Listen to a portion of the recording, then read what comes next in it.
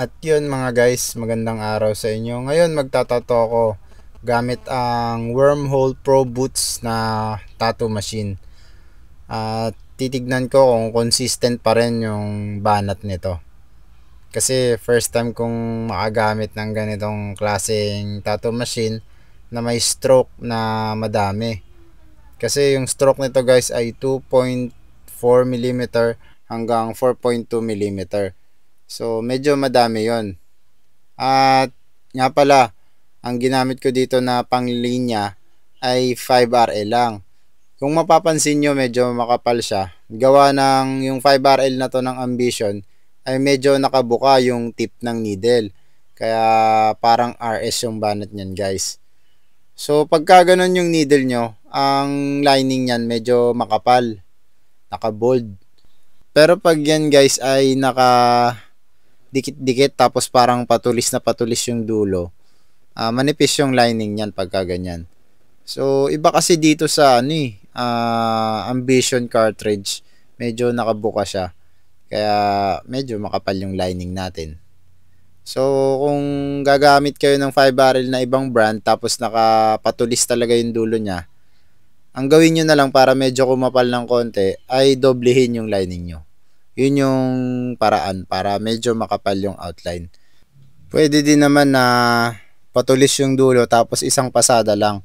Tapos kumapal lang kayo dun sa mga outer lining lang para umangat lang yung tattoo. At malinis pa rin yung magiging itsura ng hanya mask or koi, mga ganyan. Malinis pa rin yung loob kasi manipis lang yung lining. Kasi kung lahat RS yung gagamitin mo, pagka gumaling, hindi ako nagagandahan. Kaya mas okay na i-combine mo na lang yung paggamit sa dalawa. Or kahit 5RL lang yung gamitin mo tapos doblehin mo lang yung lining ng nasa labas para umangat lang talaga yung tattoo. Yun yung mga diskarte para mas maganda patignan yung itsura ng tattoo. Mas maganda kasi siya pag may bold lines dun sa labas. Mas umaangat. Pero may mga client din kasi na gusto lang nila manipis lang yung lining. Gawa kasi ng kasakatagalan, kumakapal yung linya. Yung mga pumipili ng ganun, marami ng tattoo yun kasi kabisado na nila yung mga tattoo na pagka gumaling, nagkakaroon ng ganito, kumakapal. So, mas pinipili nila na manipis lang yung linya. Basta lagi ko lang sinasabi pag gusto nyong maganda yung lining nyo, bagalan nyo lang yung galaw ng machine pagka gumuguhit kayo. Hindi yung nagmamadali. Kasi hindi papasok agad yung tinta niyan. At dapat yung tip ng needle, laging may laman na ink. Kasi pagka walang laman yan tapos naguhit nyo, parang blood lining lang yan. Paminsan-minsan, medyo black yung kulay, pero yung ink hindi siya sapat para dun sa lining. Kaya pagka gumaling, malabo. Kasi nga, hindi sapat yung ink. Dito pala, nagsishading na ako gamit yung 15 cm na Pepax cartridge. At binaba ko na rin yung stroke ko dyan sa 3.8 mm. Kasi masyadong malalim yan pagka 4.2 yung ginamit ko. So, para maging smooth, 3.8 yung ginamit ko na stroke. Ang kagandahan dito sa Pro Boost, pwede mo siyang ilipat hanggang 2.4, di ba? Pero pwede kang mag 3.6, 3.5, 3.4, 3.3 kasi meron mga millimeter na naka-indicate dun sa stroke niya. Kaya pwede mo siyang ilipat kahit saan mo gusto. Yun ang kagandahan sa machine na to. At dito guys, ipapakita ko sa inyo yung stroke na sinasabi ko. So ayan, 'di ba? Meron siyang mga millimeter lines na pwede mong itutok doon. Kaya makukuha mo pa rin yung gusto mong stroke. Kaya ayos na ayos talaga, 'di ba? At dito sa pag-shading naman, dapat medyo mabagal lang din yung pag-ikot nyo. Kasi pagka mabilis din yan, hindi rin siya papasok. So ayan guys, real time to. Halos ganyan lang dapat kabagal yung pag-shading nyo para solid agad yung shading. Pero may mga times na kailangan or may mga klase ng tattoo na kailangan mabilis ng konti yung shading para magawa nyo yung smooth. Kunyari, light black and gray, mga ganun. Mga light colors niya. So, hindi pa pwede yung todo kayod ka lang, 'di ba? Dapat doon medyo pahapyaw-hapyaw lang yung shading nyo. Marami kasing paraan ng pag-shading. Nakadepende yan sa klase ng tattoo. Kaya para sa akin talaga, iba-iba yung diskarte bawat tattoo. Hindi pare-parehas. Kaya aralin nyo yung mga bagay na hindi nyo alam para pagka may client kayo na gustong magpagawa ng ganun, ay hindi kayo mahirapan, di ba? Kasi mas maraming client pagka mas marami kang alam. Dito pala sa pag-shading ko, inuuna ko yung mga dark color bago ako mag-light. Isang paraan yun na lagi kong sinasabi na yun yung gawin nyo. Pero guys, kahit hindi nyo ako sundin, okay lang naman. Kasi nga, meron nga tayong kanya-kanyang diskarte sa pagtatato. Pero yung may share ko lang sa inyo, yung ganitong paraan ng pagtatato. Pwede nyong sundin, pwedeng hindi. Basta sinabi ko lang yung mga reason bakit ko inuuna to, 'di ba? So inuuna ko talaga to guys. Lagi halos lahat ng tattoo ko inuuna ko yung dark. Sa kadahilanan na ayaw kong madumihan yung mga light colors na gagawin ko mamaya. Kasi very common lang naman yung reason. Pagka inuna mo yung light tapos yung dark yung hinuli mo, syempre hindi ganun kadali magpunas pagka nagtatato ka. So meron talagang masasagi na diyan, 'di ba? Kaya pwedeng madumihan yung light colors. Yun lang yung reason nun. Lagi ko yung sinasabi sa lahat ng vlog ko. Kaya kung nanonood ka sa akin, siguradong ganito na yung paraan ng ginagawa mo ngayon. At sure ako na hindi nadudumihan yung tattoo na ginagawa mo. So, para maging consistent lang yung shading, okay lang sa umpisa na matakot ka na sablay yung shading mo. Syempre, hindi ka pa naman sanay eh. Dapat, mag-practice ka lang ng mag-practice. At least, pagka hindi pa consistent yung shading mo, at light na light lang siya, pwede mo pang i-adjust yun. Pero pag medyo galit ka mag-shading, kumbaga malalim ka magbaon, at dark yung nagawa mo, mahirap na ang i-adjust yun guys. Kaya ayusin nyo lang talaga yung pag-shading nyo. Dapat smooth, dahan-dahan lang. So, dito, mag-shading na ako ng light kasi natapos ko na yung bandang yung dark niya doon sa may bandang taas ng labi niya sa baba ng ilong, 'di ba? Light na yung gagawin kong kulay. Merong diskarte sa pagpunas yung medyo paangat agad yung tissue para hindi madamay yung mga nasa baba. At lagi nyong pahiran ng petroleum.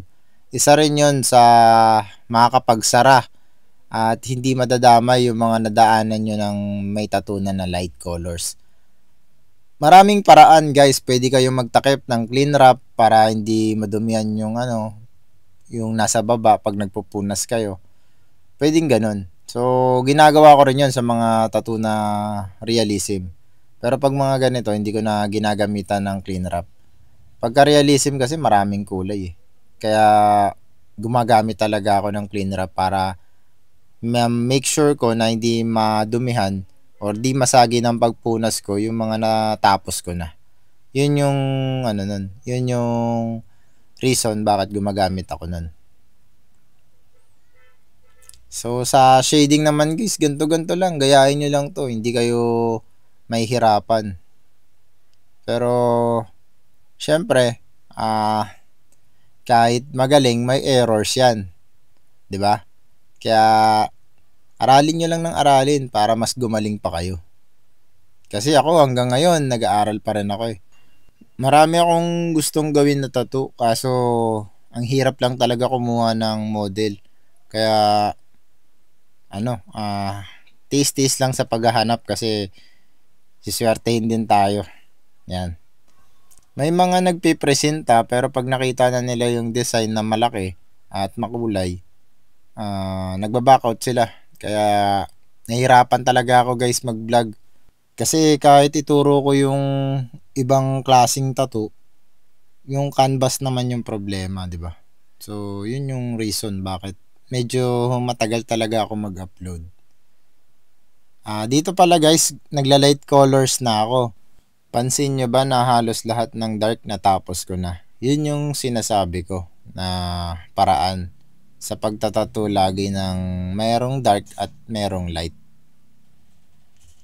Pero may mga tattoo artist talaga ako nakikita na sabay nilang ginagawa yan. Master na nila yung tattoo na ganyan eh. Kaya sinasabay-sabay na nila. At napapabilis yung trabaho nila doon. Dito pala sa shading ko na to, ang ginamit ko na needle dito ay 9cm. Kanina, gumamit ako ng 15, ngayon 9 naman. Classic, ano to guys, classic na needle to. Kasi nung araw, halos 2 needle lang talaga yung ginagamit ng mga tattoo artist. Usually, ano lang, 9 at saka 5 barrel. At para sa akin kasi ito yung pinaka-perfect na pang shading pagka hindi naman sobrang laki yung tattoo na gagawin mo. Pero kung sobrang large piece talaga at malalaki yung mga shading niya, siguro 17cm okay na yun. Or 15. Kaso nga medyo matagal, tiis-tiis lang talaga sa pag-shading. At tignan nyo naman yung pag-shading ko gamit yung 9cm. Sobrang bilis lang. Actually, mabagal pa yan kasi one hand yung ginagamit ko dyan para makita nyo yung paghagod ko. Diba? Kasi kung medyo stretch ko ng konti yung balat, baka hindi nyo makita yung buong mukha ng Hannya mask. Kaya one hand yung ginamit natin dyan guys. Para makita nyo. Dito na tayo sa may bandang mata. So, ganyan-ganyanin lang natin. At matatapos na tayo. At ayan mga guys, nagpuputi na ako. So, ibig sabihin, matatapos na talaga tayo. Gusto ko magpasalamat sa lahat ng nanood at sa mga sumusuporta pa rin sa YouTube ko kahit medyo matagal ako mag-upload. Maraming salamat sa inyo guys. Sana suportahan nyo pa rin ako kahit medyo matagal ako mag-upload. So, pasok na pasok yung puti dito. Basta bagalan nyo lang din yung lining nyo. Parang nagla-lining lang din kayo ng black. Ganun lang. Yan yung mga diskarte para quality yung tattoo. Actually nga, hindi nga talaga ako mahilig magputi kasi sa katagalan, halos nabubura naman. Kaya parang pag ganitong times na ng tattoo, nagpuputi na ako. Sinasabi ko sa client ko na hindi ko puputian lahat. Kasi nga, hindi naman siya naglalast. Dito pala guys, malapit na akong matapos. Sana may natutunan kayo sa lahat ng sinabi ko. At natutuwa pa rin ako sa mga nagko-comment dito sa YouTube channel ko. Marerecommend ko talaga sa inyo tong tattoo machine na to. Kasi unang-una mura lang. At kahit anong tattoo yung gawin nyo, pwede siya kasi maraming stroke. At kung okay lang po, paki-like and subscribe naman po ng YouTube channel ko. At ito na pala yung resulta ng ginawa ko. Maraming salamat sa lahat ng nanood. At yun, hanggang dito na lang muna. Sa susunod ulit. Bye!